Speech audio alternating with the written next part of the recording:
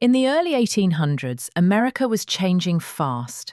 New factories, new cities, and new problems. Among them was a growing concern: alcohol. At the time, drinking wasn't just common, it was everywhere. Workers drank on the job, families drank at home, and by some estimates, the average American consumed 3 times more alcohol per year than today. I will now show you what it may have been like for a family who had to struggle with this type of issue. On to the bad husband. Cut it off. Cut it off. No, it's my beer. Cut it off. Get out of here.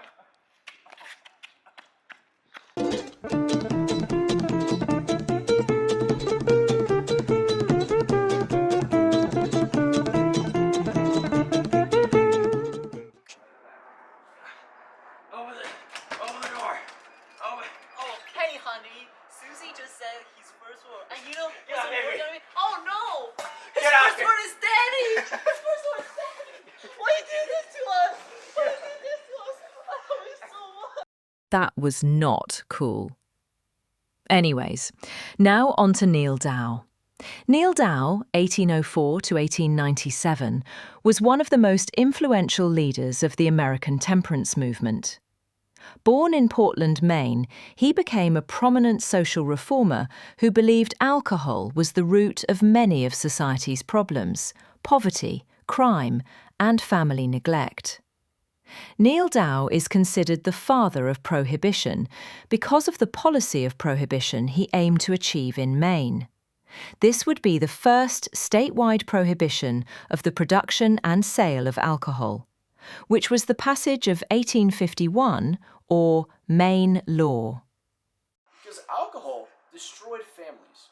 I saw homes broken, wages wasted, and children hungry.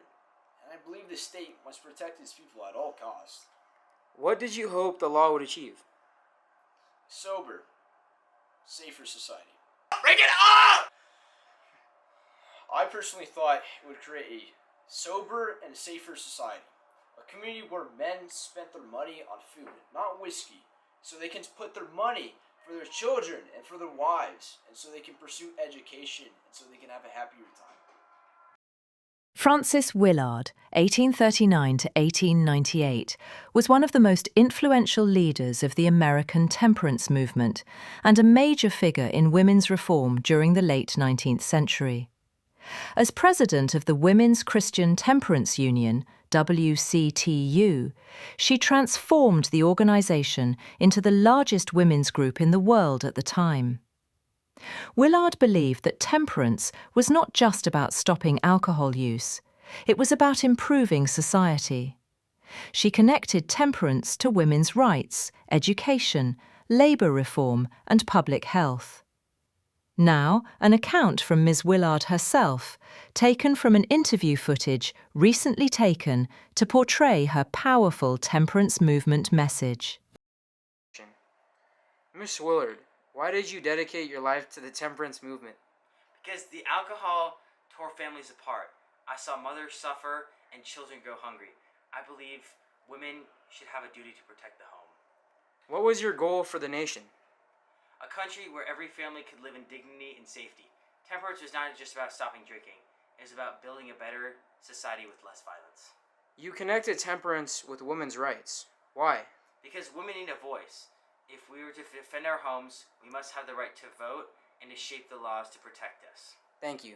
Thank you for watching this short segment about the important temperance movement that took place to help families, workers, and the community get together and stop the spread of the disease called alcohol.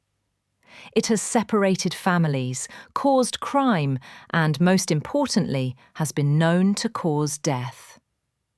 A key takeaway from this lesson: do not treat your family bad. Lewis, Syal, Moises, Quinn. Product.